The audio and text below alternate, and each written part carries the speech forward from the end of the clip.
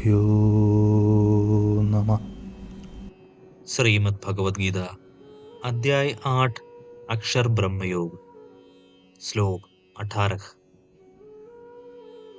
अव्यक्ताद्व्यक्तयः सर्वाः प्रभवन्त्यः रागमे रात्र्यागमे प्रलीयन्ते तत्रैवाव्यक्तसंज्ञके।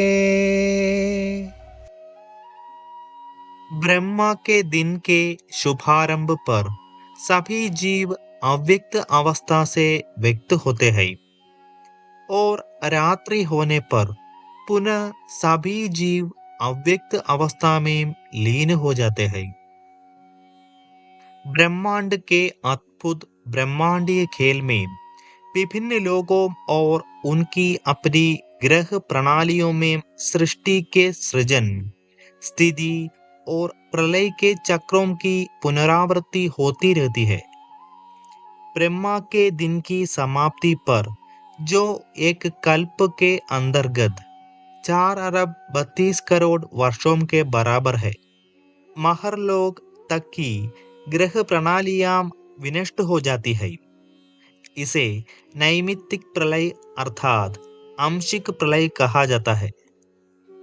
श्रीमद् भागवतम में सुखदेव परीक्षित को अवगत कराते हैं कि जिस प्रकार से बालक दिन में खिलौने से संरचनाएं बनाता है और उन्हें सोने से पहले नष्ट कर देता है, उसी प्रकार से ब्रह्मा दिन में अपनी जागृत अवस्था में ग्रह प्रणालियों और उनके जीवन रूपों की रचना करते हैं और रात्रि में सोने से पूर्व उन्हें नष्ट कर देते हैं। ब्रह्मा के जीवन के 100 वर्षों के अंत में संपूर्ण ब्रह्मांड का संहार हो जाता है। उस समय समस्त भौतिक सृष्टि का अंत हो जाता है।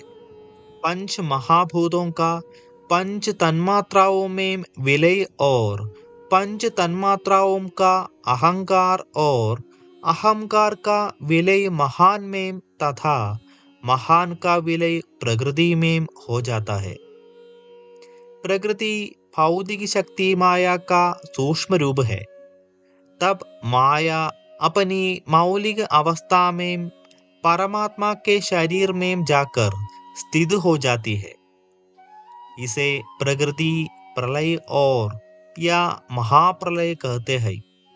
जब परमात्मा पुनः सृष्टि सर्जन करने की इच्छा करते हैं, तब वे प्रकृति के रूप में माया शक्ति पर दृष्टि डालते हैं और वह केवल उनके दृष्टि डालने से विकसित होती है।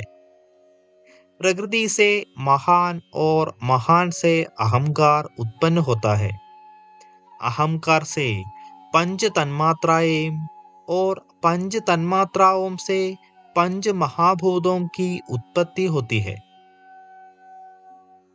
आगे हम विस्तार से चर्चा करेंगे।